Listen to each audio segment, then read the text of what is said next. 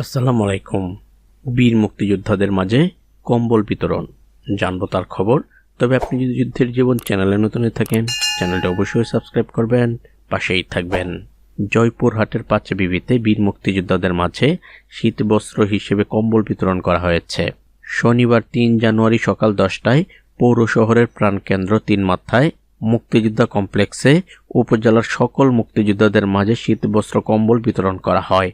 কম্বল বিতরণ অনুষ্ঠানে প্রধান অতিথি হিসেবে উপস্থিত ছিলেন জয়পুরহাট জেলা মুক্তিযোদ্ধা কমান্ডার বীর মুক্তিযোদ্ধা জহুরুল আলম তরফদার রুকু।